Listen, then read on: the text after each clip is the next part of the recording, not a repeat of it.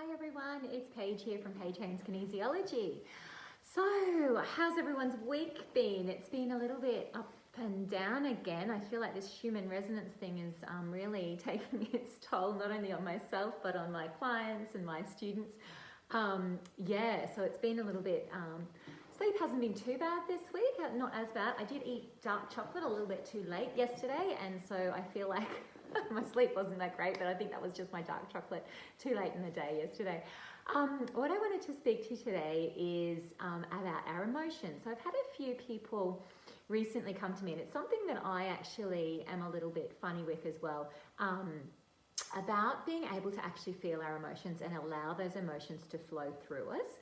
And one of my clients actually said to me, how do I do that? Because it feels like she's kind of disconnected from that over the years, of being able to feel the emotions and let them come through. And so it was something that I've been kind of pondering for a little while, and over the past few weeks I've actually been doing quite a bit of research into a thing called human design.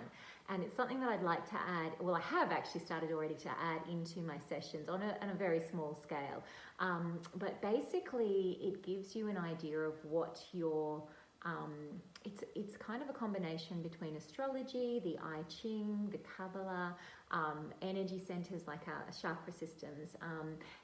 So it's this big kind of cesspool, I guess, of information, but it boils down into a chart that you have. And through my investigations of my own chart, and they call it the human design experiment, which I really love because it's about actually discovering your type and then playing with it and seeing how it works for you in your life.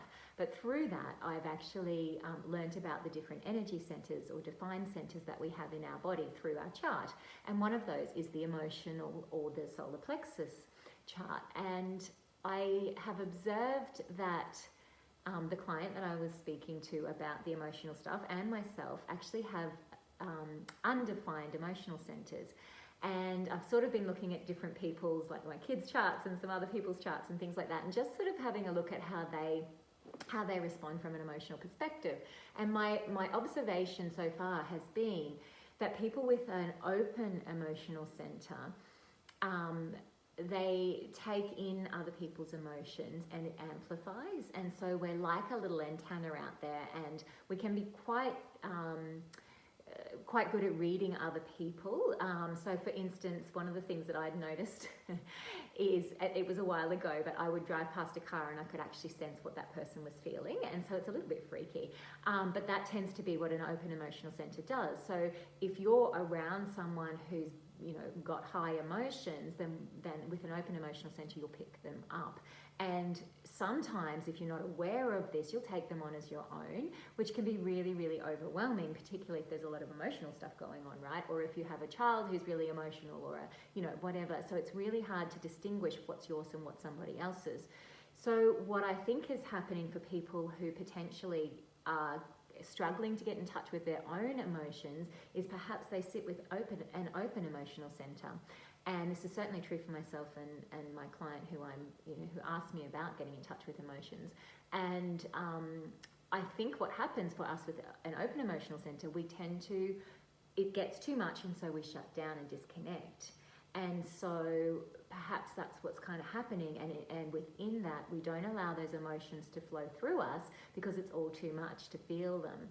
I think one of the strategies that I've come across in my last, in these studies, I guess, that I've been doing lately, and also just self-reflecting for myself, I think if you are struggling to get in touch with them, the first thing you need to identify is what the emotion is, to name it. Okay, so name it to claim it, as they used to say, right? So once you name that emotion, if you're having difficulty then connecting with that emotion, find some kind of way that you can express it. So a recent thing that I heard was like even setting up a sacred space. So some candles maybe on, or whatever it might be, and then just sitting in that space and actually bringing that emotion to the surface somehow. Whether that's, if it's anger, then thinking about a situation that has had you feel angry so that you can bring that to the surface. Another one is maybe having a shower, because sometimes we get a bit of peace and quiet as a mum, I know, in the shower, And so that can be a safe place to actually express, you know, to cry or to whatever it is, or to feel that deep emotion in the shower. Another thing could be putting on a movie that will elicit that emotion. So if it's sadness and you feel like you've got some sadness sitting there that needs to move through you, then I know having a good cry to a movie, and I'm the worst. I'll be crying within 2 seconds of a movie playing.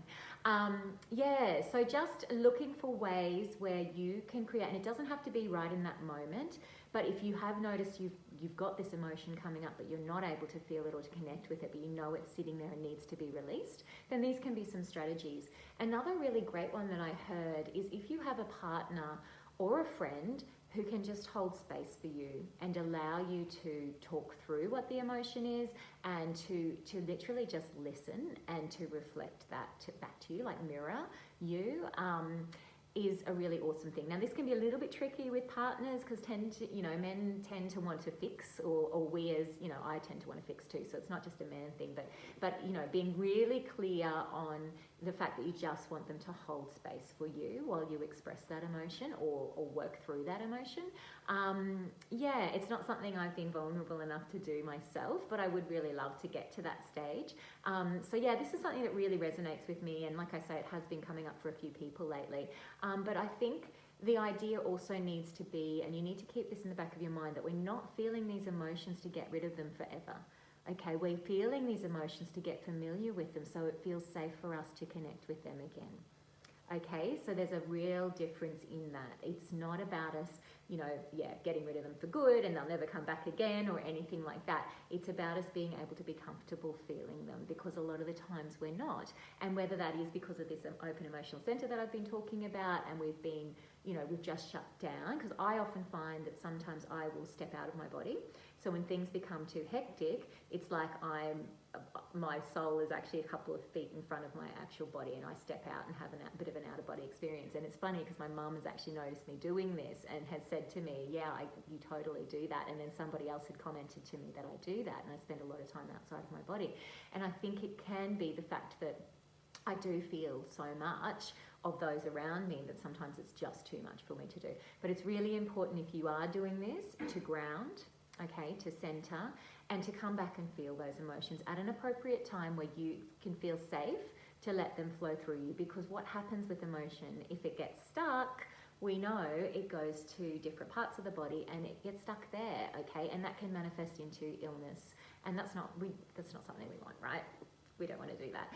But so often people come and we look at that secret language of the body book, and it's exactly that. It gets stuck in a different part of the body, and it's an emotion that's been unexpressed.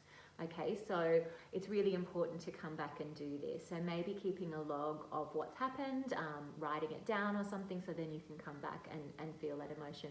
Another really cool one was shared with me not so long ago for expressing anger and feeling anger, and that was actually getting a pool noodle and kneeling on the floor and actually bringing it up above your head and whacking it on the floor and saying, I feel so angry, So that's a way of expressing anger, which is, sounds really intense, and I think it is, but it could be a good one for your kids as well. If you're noticing that your kids are not expressing, these feelings, it applies to them as well. If you are interested in having a look at the human design stuff, there's a site you can go to called Jovian Archive, Jovian archive.org, I believe, and you can get a free chart there. So that's really cool. And really, for me, I mean, it's a big and it's wide and it's huge, but for me, what I did, I just started with that, and then I started to see what came to me in terms of information. So this kept coming up, this human design stuff kept coming up in my awareness. And I'm one to follow things like that. And so it's taken me on this really beautiful journey already, actually. And so go there first of all, grab your chart. If you do have questions about it, I've got limited knowledge at the moment, but I am starting to bring it into my sessions because I just finding it so valuable to work out what your type is, have a look at those, you know, open centers, closed centers, you know, defined centers, whatever's working for you. And it's almost like a little bit of a roadmap. And I'm finding it really liberating. The people I'm speaking to about it, they're like, oh, wow, that's why this works and this doesn't work. And yeah, it's really been quite interesting. So if you want more information, I'll pop the link below this as well, just so you can have a little look at that. But yeah, so let me know how you go with this.